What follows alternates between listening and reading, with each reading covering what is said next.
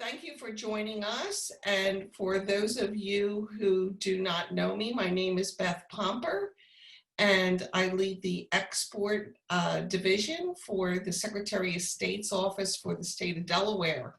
And Emma Potler is on the line. Emma is our marketing director. And Cynthia Kane is on the line as well. Cynthia leads the legal side of the Division of Corporations on the international platform and works with our Delaware attorneys to go overseas and tell the story as to why foreign law firms should have their companies who are interested in incorporating in the US to incorporate in Delaware. Let's see, we have Mary, we have quite a few others that just joined. Welcome. Well, as those of you who know me know that part of my role is to pick which countries have the best opportunity for Delaware products and services. And every year we try to expand our footprint around the world. And in my research, as well as from several of you, particularly our life science companies, Scandinavia has shown up. So with that, we searched and we tried to find the best partner firm to work with that would handle Scandinavia for our Delaware businesses to help you increase your export sales. And we're delighted this morning to introduce you to Andrew Clutz from PM&P Partners. PM&P, as you know, handles Germany for us, Germany, Austria, and Sweden, and they have partnered with Conway International, and Andrew spends half of his time here and half of his time in Norway. So Andrew will be handling, and his team will be handling the Nordic countries, Sweden, Norway, Denmark, Finland, and Iceland for Delaware. And we're just delighted to have him as part of the program. This is our introductory session. We have a trade mission scheduled for Scandinavia for the business week of October 12th. Obviously, if you would be interested, please reach out to either Emma or I after the session and let us know. We are planning to travel there if it is safe and if we are able due to the virus. If we cannot physically travel, the second week in October, we'll handle all your meetings virtually. But the same amount of work has to be done. So it does take several months to put together a nice program for you. So a little bit about Andrew. Andrew has extensive experience with international corporations and business expansion strategies. He understands the challenges facing international trade and economic development from his 25 years of work with such agencies as UK Trade and Investment, Invest in Denmark, the World Bank, the Netherlands Foreign Investment Agency, and many, many others. He's fluent in Norwegian, French, Swedish, Danish, and he has a basic knowledge of German and Spanish. Prior to joining Conway, Andrew served as the Americas Director for Oxford Intelligence, overseeing sales and operations for trade and investment advisory services in the Americas for 12 years. Prior to joining Oxford Intelligence, he ran his own international business advisory practice, focusing on serving business expansion and inward investment attraction since 2000. He received his MBA in International Business from Northeastern University and a BA in European History from Hobart College. Andrew's also done graduate work at École Supérieure de Commerce in Reims, France, and Concordia University in Montreal, as well as undergraduate studies in Norway. He's active with several national and international associations, including a member of the International Economic Development Council and the International Advisory Committee. Well, without any further ado, I'm going to turn it over to Andrew. And Andrew, we're very happy to have you as part of our Export Delaware family. Thank you, Beth. Thank you for that very, very nice introduction. It's great to be with all of you this morning to talk a little bit about exporting to the Nordics, or Scandinavia as another term for this part of the region or the world. I just wanted to take about 30 minutes to walk through and talk a little bit about what's happening vis-a-vis COVID and the situation there. It's quite unique. And also talk about the market as a whole with some drill down into each country. While Iceland is part of the Nordics, we're going to focus primarily for this example, given the mission, on Denmark, Sweden, Norway, and Finland. So without that, I will just click over. This is actually a picture of Copenhagen, very nice old port city. And we'll flip over to the next slide here, if I can get this thing to advance. A little bit about me. Beth gave you quite a bit of background, and I won't belabor the point, but you look a little younger in that picture. I got to keep that picture because it makes me feel younger. But anyways, this just a summary of connectivity to the Nordics and so forth. I am Norwegian American. My grandmother was Norwegian and brought me up speaking Norwegian and with all the cultural issues. And I went back and forth and have family there and was studied there and worked with a variety of companies in Norway, including Rystad Energy, an IT firm called Project Help, Midgård Audio, and a health monitoring system called Norse. I also had the opportunity to work at the Lillehammer Olympics in '94, working directly as a guide for American sponsors such as Visa and other groups that were attending and needed, on the ground assistance with the Olympics and getting around and so forth, translation, those types of things. Have an office in Drammen, Norway, which is just outside of Oslo, and have worked directly with a variety of organizations such as the Helsinki Business Hub, Invest in Denmark, the city of Copenhagen, Aalborg University in Denmark, and then in Sweden, Skaraborg and Skåne, and of course, Stockholm. So have a very strong network of facilitators that we work with to help with business development on behalf of companies like you. So we'll be leveraging that network during the balance of this project to find the right types of partners and customers for your needs. And if I weren't stuck in the United States right now, I'd be spending, like many Scandinavians do, a very nice July holiday.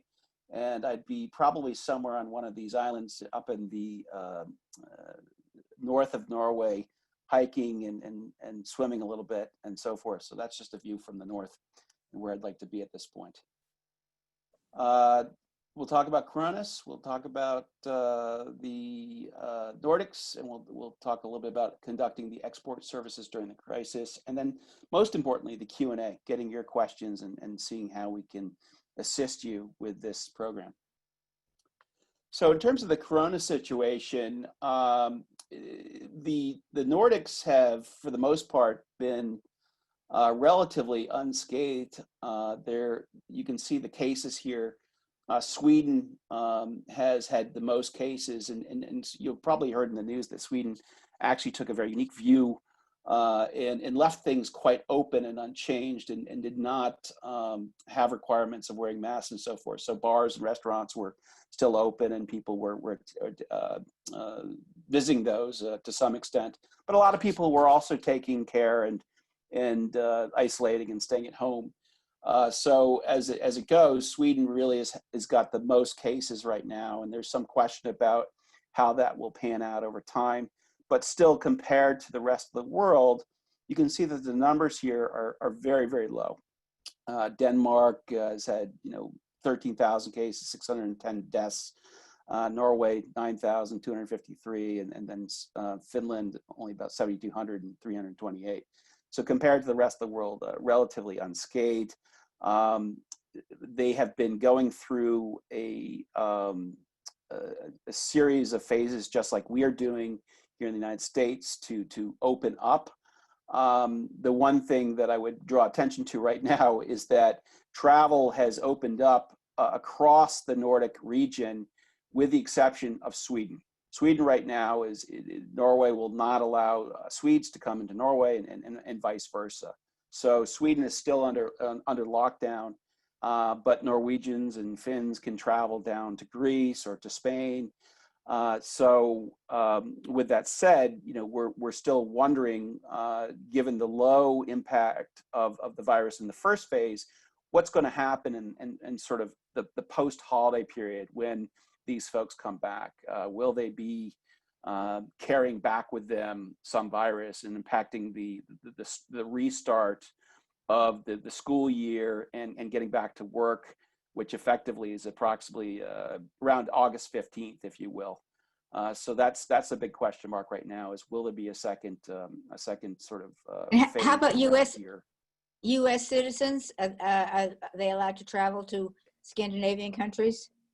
They are not. For the most part, Scandinavia follows the EU rules, all of which all countries are part of EU except for Norway.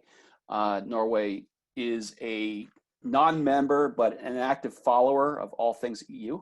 So in a sense, the rules are the same. So right now, no one from the United States is allowed to travel to this part of the world. So obviously, with what Beth mentioned, in terms of timing, we're really going to have to watch this and see whether we can pull off the mission in October. And this all depends on what happens here in the United States. And as you know, the folks in the Northeast have done a pretty good job, but definitely being threatened and impacted by what's happening in the South and the West. So there's something we're definitely going to have to watch, and we may have to be a bit flexible about how we go about this business development process and the actual connections that we make. Some may have to be digital and video and so forth, and from there we can hopefully build out a face-to-face meeting at some time in the future. But for now, we stand with the October 12th date, and we'll see what happens in the coming month or two. So let's talk a little bit about the Nordic markets. This is another picture. This is a city of Tromsø in Norway, above the Arctic Circle. Very vibrant city. A lot of tech work being done. The university there is quite active. So it's not just the cities in the south that are excellent markets, but there are places up in the far north where things are happening in the Nordic market, Sweden, Finland, etc. So just to give you a little bit of view beyond the Copenhagens and Oslos and Stockholms of the world. So just a quick overview of the Nordics, or Scandinavia. We've got 4 countries, as I mentioned, and you can see the countries here. Norway bordering the North Sea and the Atlantic. Below that, Denmark, Sweden in the middle, and then of course Finland to the east, bordering Russia. And you can see that Norway creeps around there and shares borders not only with Sweden and Finland, but also with Russia. This is kind of an interesting time because Russia's been stretching a bit and beginning to sort of be more proactive in terms of their presence, military presence, etc. So there's a lot of work being done. But you call it stretching? Is that what? Isn't the Nordic that's maybe a light way of saying they're getting quite aggressive. Yeah, and it's interesting because you'll see here in the middle of the slide, I mentioned that there are only 2 of the 4 nations that are members of NATO. and that's Norway and Denmark, and they have been staunch members for 40 years plus. In fact, the head of NATO right now is a Norwegian former prime minister, and the prior head of NATO was the prime minister of Denmark. So they very important role here. With that said, Finland and Sweden have remained neutral. However, in the last year or so, we've seen much closer coordination between those nations and NATO. In fact, just 2 weeks ago, US bombers were flying over Sweden and Finland to patrol the Norwegian coast. And that is something that's never happened before. And this is because of the fact that Russia is becoming more aggressive. Yes, stretching, exactly. Stretching. So it's an we interesting dynamic to monitor there. Sorry? We have to get the lingo down. Yes. Yeah. Okay. Yeah. But, you know, and you can imagine the other thing I would say here is you can understand that Finland shares a complete border with Russia, and there's a lot of history there with you know, going back to World War II, where there was invasions and so forth. So Finland has to walk a fine line with their neighbors to the east. And that's the same for all of these nations, but they need to also stand up for their existence and independence, if you will. So total population of 25 million. It's not a huge market when you compare to the total market of the European Union or the United States, but it's quite an interesting market. This area has a very common culture, you know, very outdoorsy, into sports. Nature is important: woods, mountains, ocean, etc.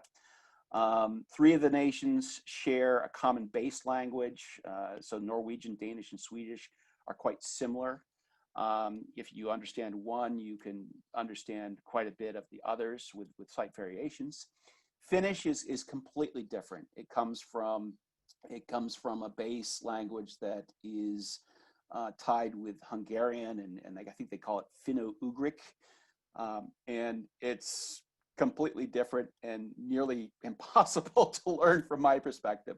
So that's a slight difference there in terms of between the Finns and the Swedes, Norwegians, and Danes, but they do share common culture and sauna and skiing and hiking and so forth. So despite the language, as I mentioned, we talked about the NATO aspect. All 3 nations, Denmark, Sweden, and Finland, are members of the EU. And as I said, Norway is not, however, follows the rules and guidelines quite closely. Norway voted several times, popular vote, to not join and remain independent.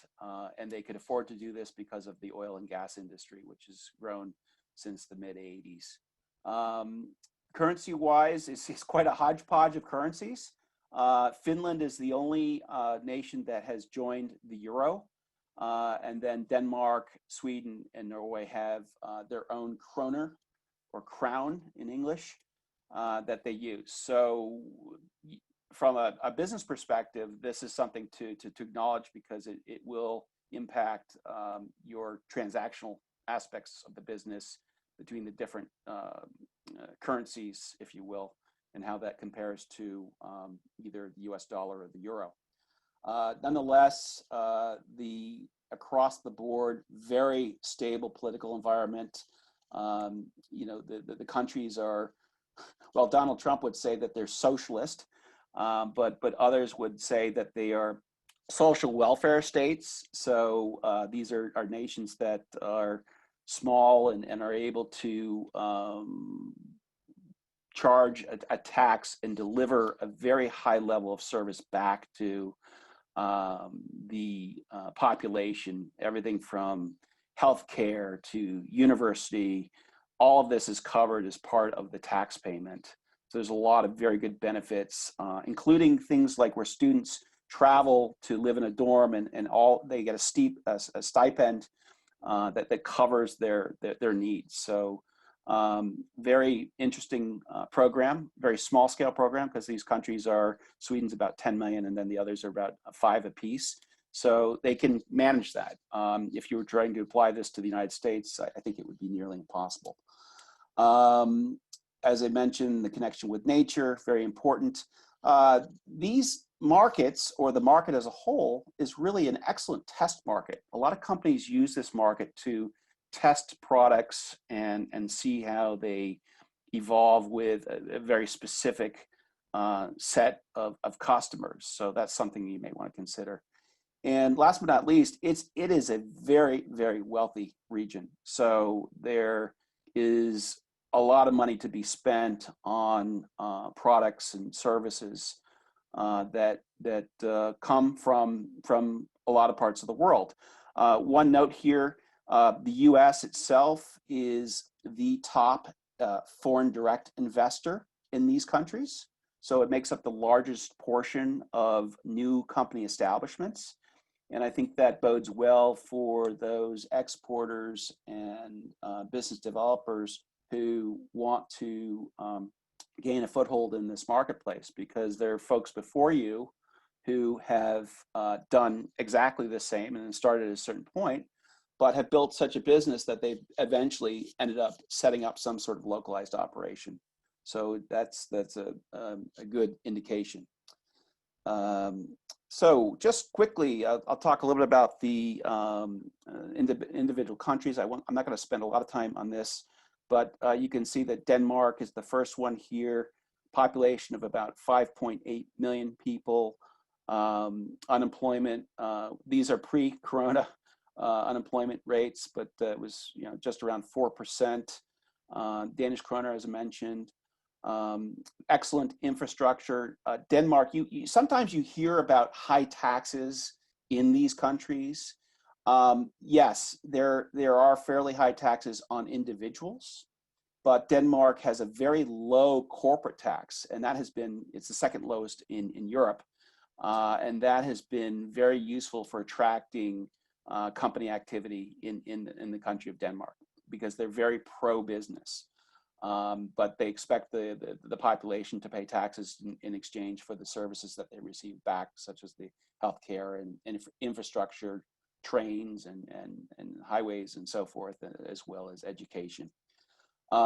Main industries and opportunities for folks here: strong clean tech operation, IT and technology, life sciences, very strong med tech, pharma activity going on between, say, Denmark and Sweden. There's something called the Öresund region project, and there's a lot of collaboration between the area of Copenhagen and Malmö in Sweden, and a lot of companies that have built up in this region over time.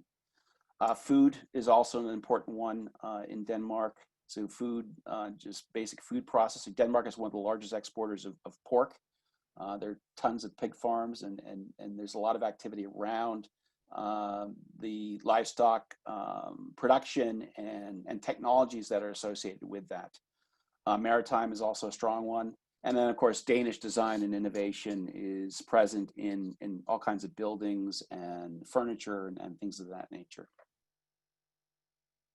Sweden, 10 million people. It's the largest country in the Nordics. Very long tradition of industrial activity. Companies, companies like Volvo and Asea Brown Boveri, ABB, Scania trucks, Saab cars, Saab airplane engines, etc. Very, very strong industrial activity that continues. But they're focusing more on smart transport, electronic vehicles, and so forth. Life sciences, as I mentioned, is quite strong, both in Stockholm, Gothenburg, and Malmö. And they're doing a lot of work with digitization and smart cities, as well as new materials going into aerospace, going into automotive, and things of that nature. And then lastly, there's a strong services play and IT and technology as it relates to both software, gaming, wireless services. Very, very strong plays there. So quite a few opportunities. One of the things I'd mention for Norway, Sweden, Finland, very competitive electricity costs, mainly because of hydro. Uh, Lots of water flowing off of mountains that have snow in the wintertime to produce electricity. So from an electricity perspective, production is very, very competitive here on that side. Norway, Norway is another country, 5.5 million people, very low unemployment at 4.2. In fact, it was probably lower prior to the coronavirus. It effectively was full employment, although they've had their challenges recently because oil and gas brought them through from the 80s, from a farming nation into a more diversified country. They used the oil and gas revenues to invest in other activities such as renewable energy, clean tech, life sciences, and electric mobility. But obviously, with the oil and gas price decreases, that has put a huge pressure on the Norwegian economy, and there's been a lot of bankruptcies and things of this nature. So really, it's an interesting time to watch Norway and see how they're going to not only come out of the oil and gas crisis, but the Corona crisis. This has also added a fair amount of pressure on the maritime industry. There was a lot of shipbuilding, ship conversions, building of rigs and things of that nature related to the oil and gas industry, which is all offshore. This is basically tanked as well. So there's a lot of change going on. There's a company called Aker that's just been picked up by another firm, and I think we're going to see a lot of changes over time in terms of financial restructuring and mergers and acquisitions and so forth.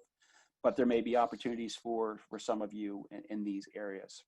Again, the oil and gas is allowed Norway to diversify, and they're looking at a variety of different opportunities, including life sciences. There's a huge focus in Oslo on cancer research, and there's a cancer cluster there that could be of interest, as well as medical technologies. Lastly, Finland. Again, another country of about 5 million people. They all seem to be the same, but very technologically focused firm. About companies such as Nokia, companies focused on wireless technologies, very focused on clean tech, maritime shipbuilding, both large commercial ships as well as yachts and things of that nature.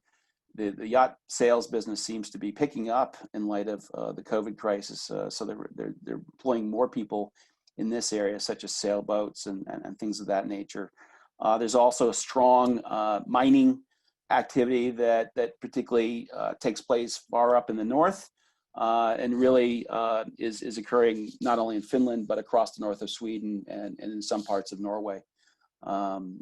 That activity has been around for a long time and continues to develop with different types of commodities.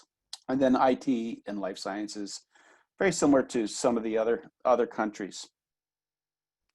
So let's talk about export activities. This is Helsinki.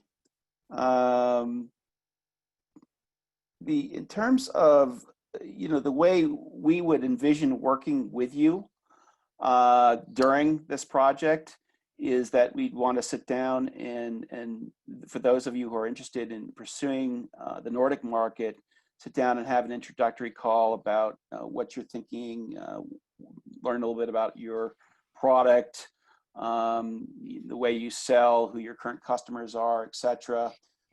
We take that information and look more closely at your materials, your sales materials, your website, etc., and do some analysis on the products and so forth. We then, based on that analysis, begin to look at the markets and with an eye to understand how your product or service may fit into those markets, giving you some feedback on what we think the opportunities are, what the competitive situation is, regulatory issues, those types of things, and give you some insight as to who the potential clients or partners are. And of course, this all depends on, you know, who you currently sell to today. Is it an end customer? Are you selling to another company that's OEMing this stuff? What we need to have that discussion to understand who the targets are and how we can plug you into the specific market.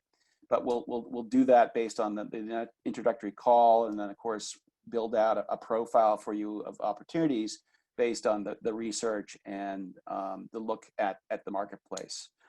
Step 5, we'll review that market search with you. We'll talk about what the prospects are, and we'll look to get your buy-in, your comments, etc., in terms of what the next steps are.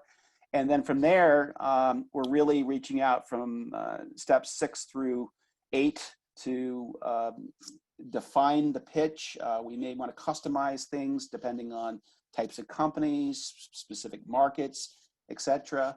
The good news is that, you know, English language is the common language across all of these countries. So when you have and there are lots of multi-country operations. So Finns, Danes, Norwegians all working together, and the common language is English. So that's good news for you because you don't have to translate your materials into Finnish or Norwegian or Swedish. But we'll want to look for any elements that need to be customized based on the targets that we're looking at. And then from there, we're going out and doing the outreach and the qualification. We're collecting feedback from the companies. We're sharing that with you. And we're looking to see where the fits are directly with you, consult with you, and then set up the meetings. And as I said, I mean, ideally, this will be part of a mission to the region. Or we may have to fall back with the initial telephone calls and video conferences in the beginning. We'll be also there to help with any post-meeting support that's required, interpretation, some sort of answers about, you know, how might this go in terms of process or regulation, what have you. So that's really the series of steps that we envision. And you know, in light of the fact that we're talking about 4 countries here, we may have to make some choices about which countries we focus on, depending on where your product or service is able to pick up the most traction. So it may mean if the visit is going, we may be sending people to Denmark and Sweden. But the good news is that the connectivity between these countries is literally like getting on the shuttle from Boston to New York. It's a 40-minute flight, maybe max an hour over to Helsinki from, say, Copenhagen. But they're very short flights, so it's possible to accommodate all of the countries if necessary within a week's time frame. We just have to figure out which companies are right and figure out where they're located, and then build out that for you. And lastly, this is a slide that I know PMMP and my colleagues Marcus and Sebastian have put together, and it really is the summary of the activities that we aim to help you with, and there are things that we need to help to develop your business. And so it includes direct marketing, it includes trade shows, the mission that we talked about, the relationships with multipliers. We'll leverage those as well to get information about who would be the best prospects for your product or service. So I'll be leveraging those folks.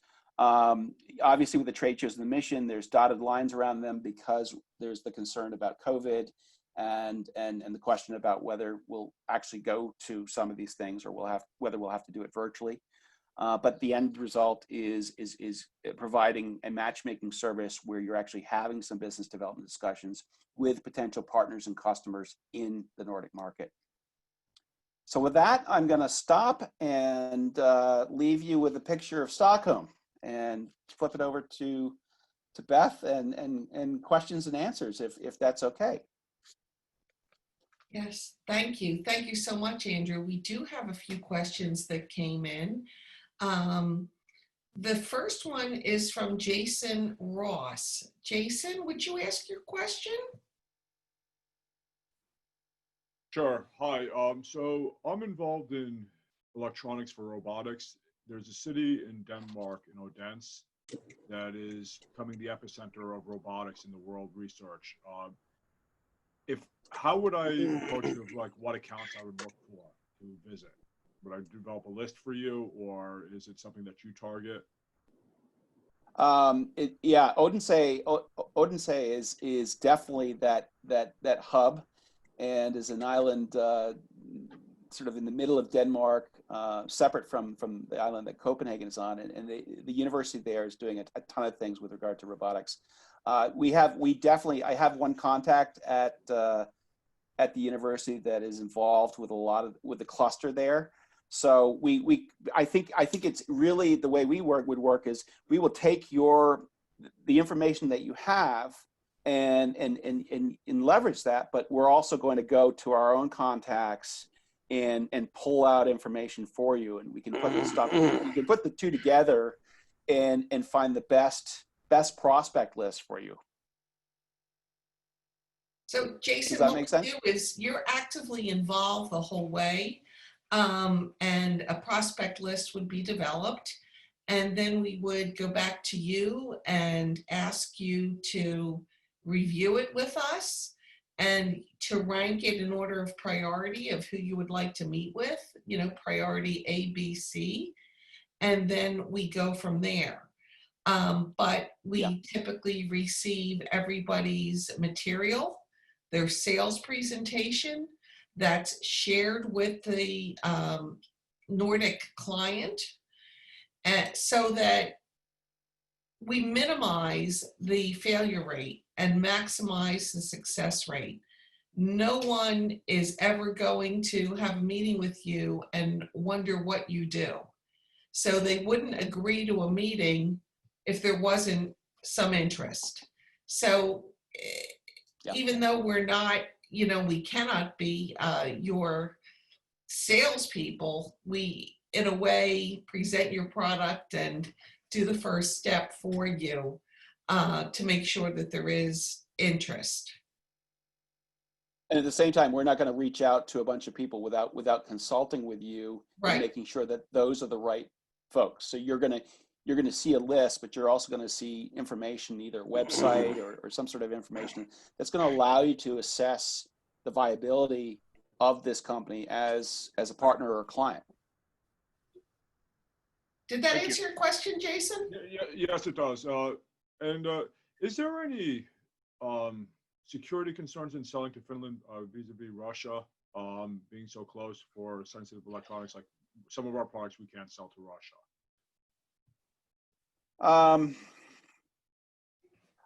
In terms of, I mean, they're very cautious about what's going on in that part of the world. But I don't know of any security concerns in terms of theft or hacking or what have you. And I think they're taking all the precautions that they can.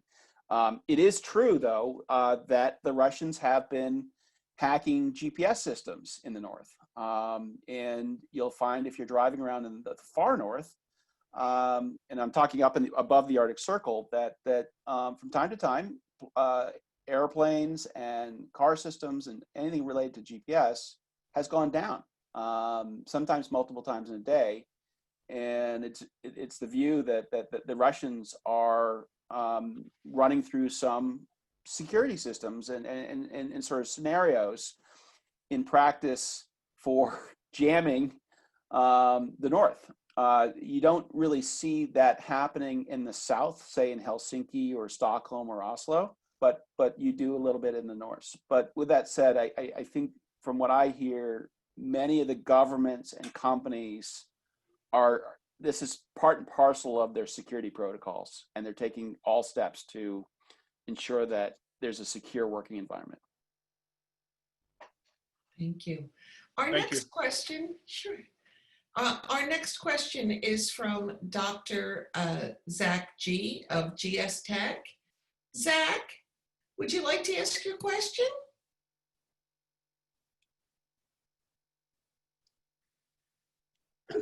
My question is, the reason is about the research, because over years we get maybe two or three inquiry from internet from research group in Nordics.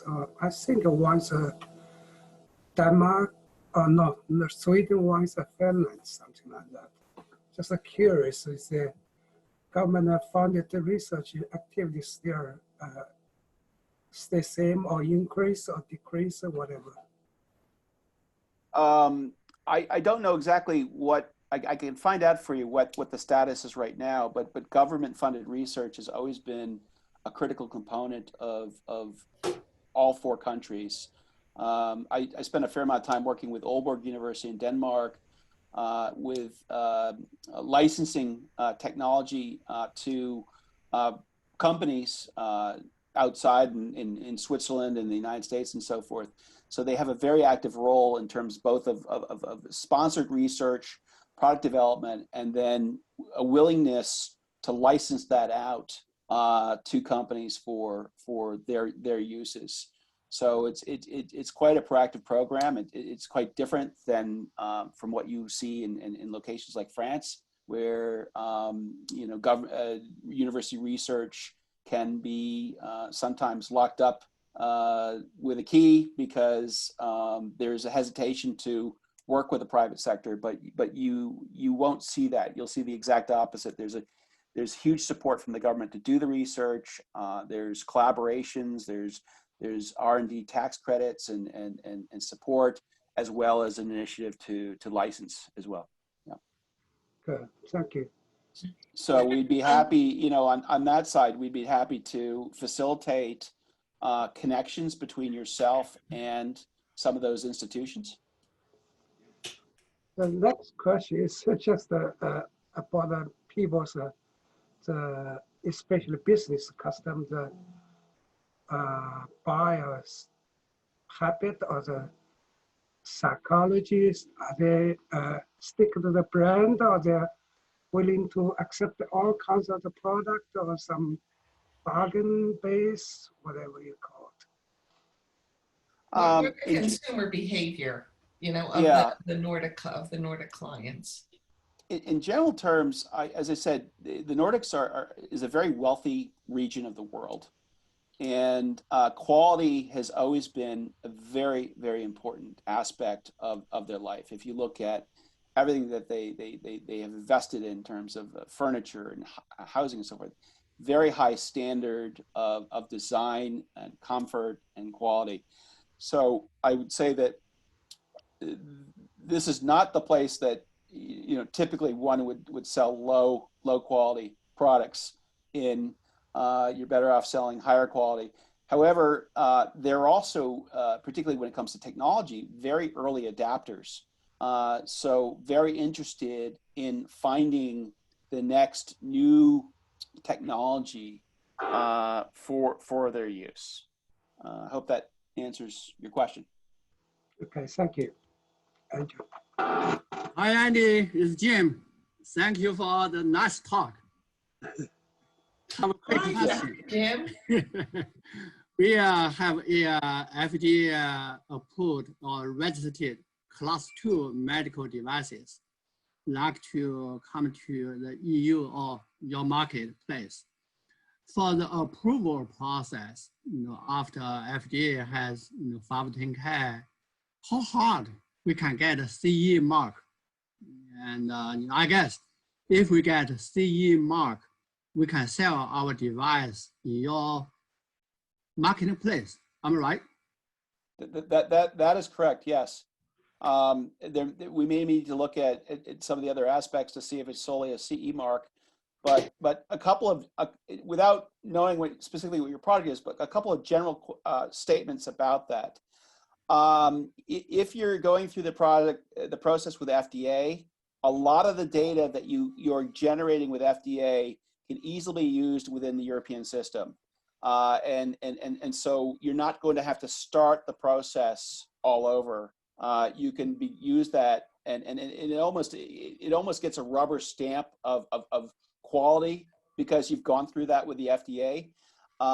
There are a lot of folks who, over the years have been quite frustrated with FDA and have gone Europe first because they feel that Europe is easier than FDA.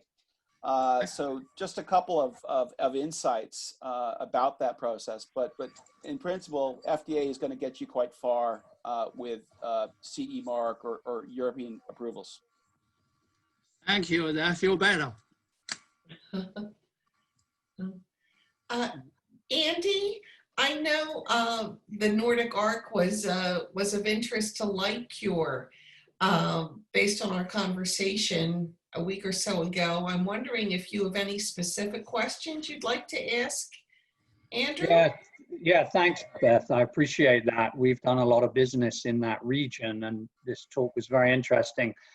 I think that the question at the back of my mind is, and probably nobody knows the answer, but what do you think the likelihood of the visit in October actually taking place will be?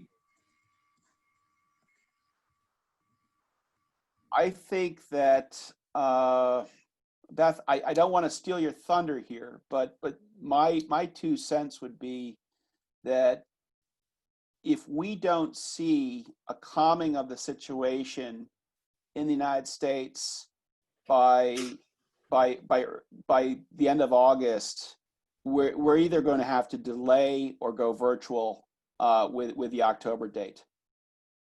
And maybe Sebastian here from the German PM&P office. There's a lot of talks within the EU and a lot of traveling right now, and it will depend on the US, not the European Union. Oh, well, see you in December then.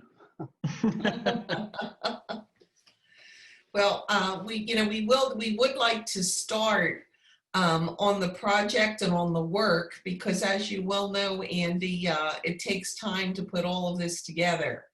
So, we would like to start on in your case, the distributor identification and the vetting process.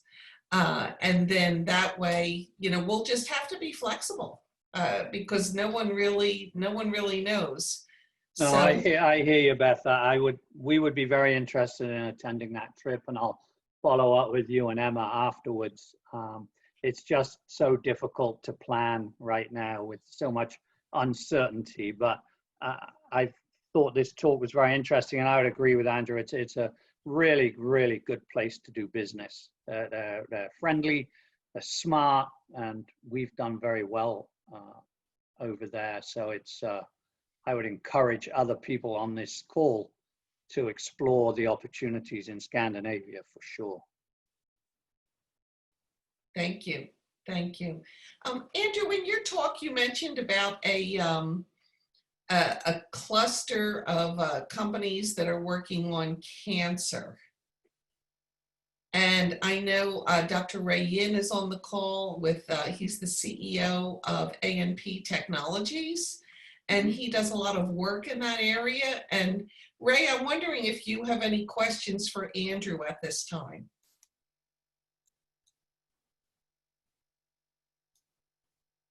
Oh, Can you hear me? we can hear you. Okay, great. I'm driving, sorry. This is a great talk, really appreciate Andrew. My question is, we are producing the COVID-19 antigen test, which you can test the immediate infection in 15 minutes of people by swabbing the nose. And we also developed a unique antibody test for COVID-19, where you can tell this person actually have the effective neutralizing or protective antibody in about 15, 20 minutes, no more than 30 minutes.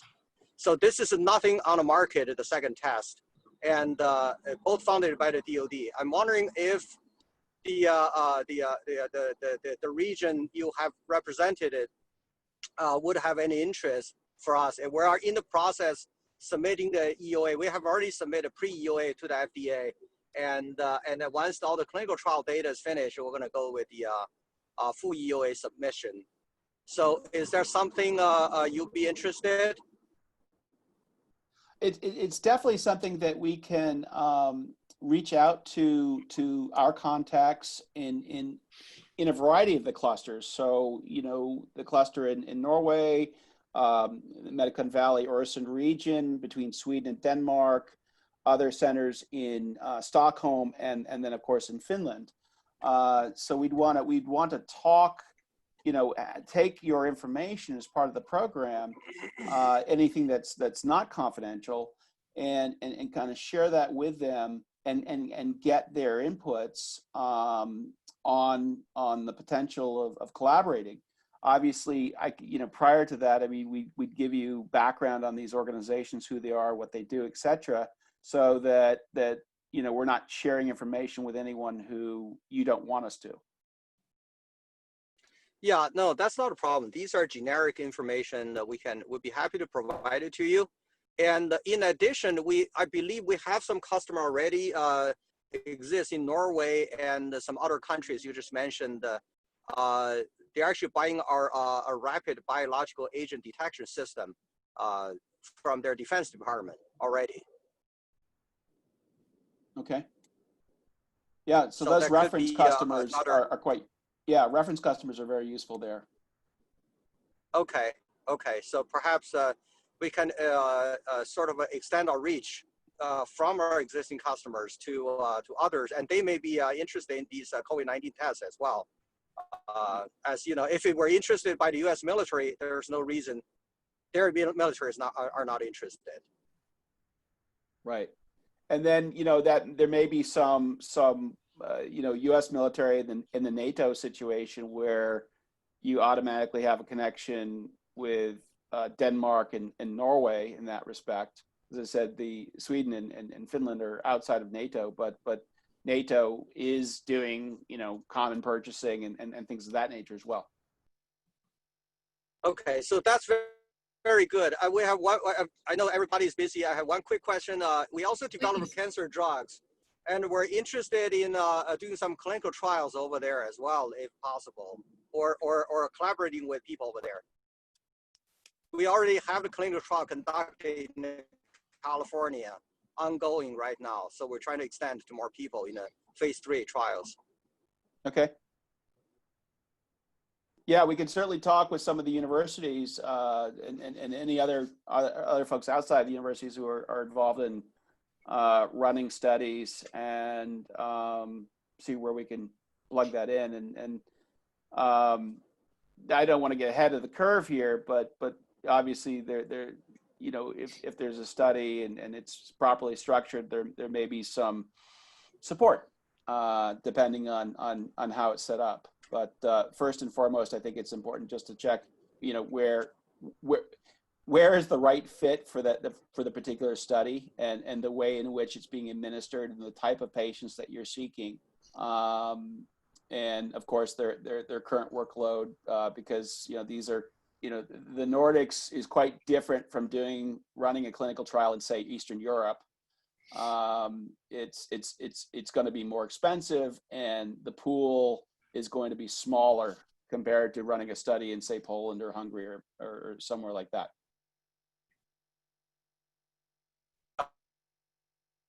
Got it. Thank you, Andrew. Pleasure. I think we have 3 minutes left. There's time for perhaps one more quick question. If anyone would like to ask a question, you can just unmute yourself and ask, or type your question in the chat box.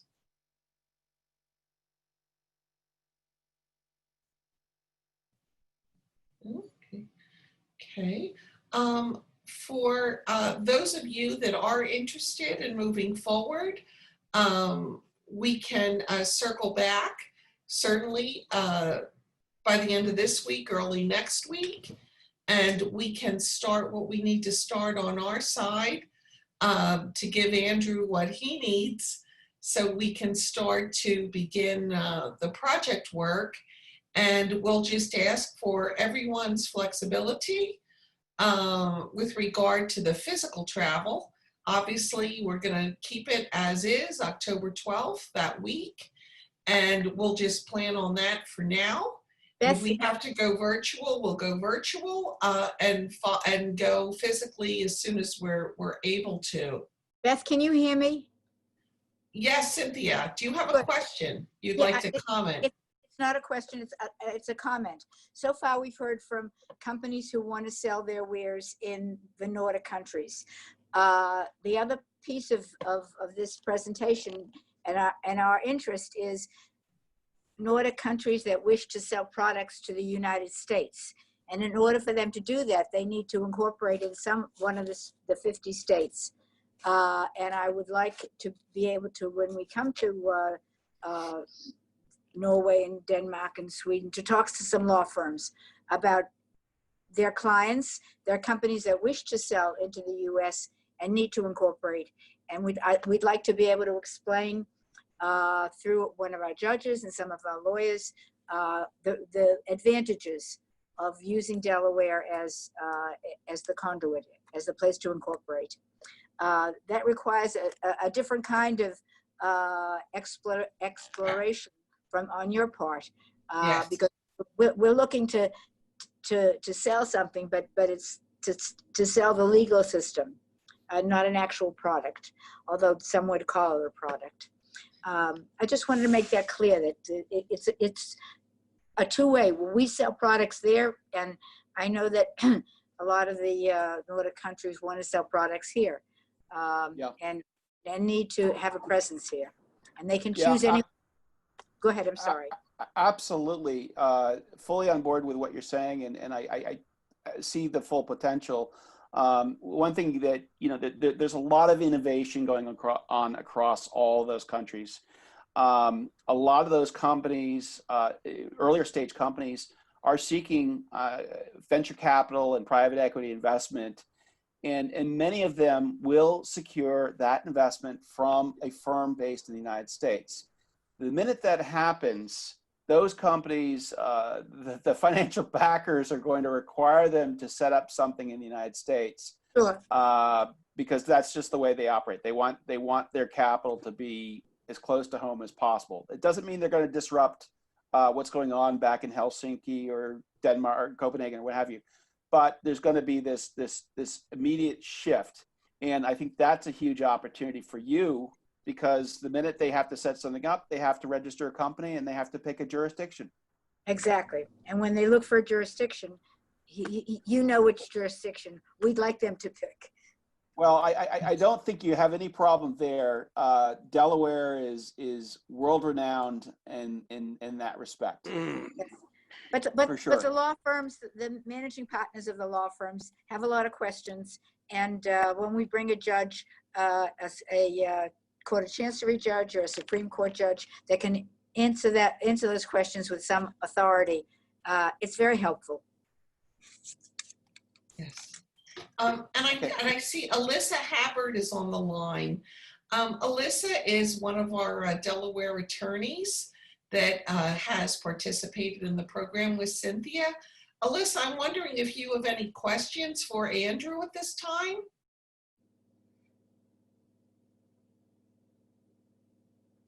She may be driving. I don't know. Emma, can you unmute Alyssa or? I don't see her on anymore. No? Yeah. Yeah, she might have dropped off. Her number pump. Okay. Okay. Well, if no one has any further questions, I want to be very respectful of the time. It is 11:01. And we will please reach out to Emma or I for further follow-up, and we can get the ball rolling with Andrew and his team for those of you that are interested in moving forward. And I'd like to thank Andrew and give you a warm welcome to our Export Delaware family. And it's always great to work with Marcus and Sebastian from PM&P, who lead our Germany team, and Aneta as well. So we want to thank you all and wish you all a good day. Stay safe. Thank you so much. Thank you. Thank you very much for the time. Stay healthy. Thanks, Beth. Thank you, very much Andrew. for Thank the you very nice much. presentation. Thank you. Thank you so much. Next time we must have Bismarck. Yeah, I mean, he was looking through the window all the time, yes. Oh my goodness. Okay, please check PM&P's website, and everyone will see that Bismarck is the fabulous Chief Entertainment Officer of PM&P. A wonderful, is he a golden retriever or a yellow lab? I always get them mixed up. Golden retriever. Well, he's fabulous. So we thank you all so very much. Take care, bye. Thank you too. Stay care, stay healthy. Bye-bye. Bye. Bye. Thank Bye. you. Goodbye. Bye. Bye bye.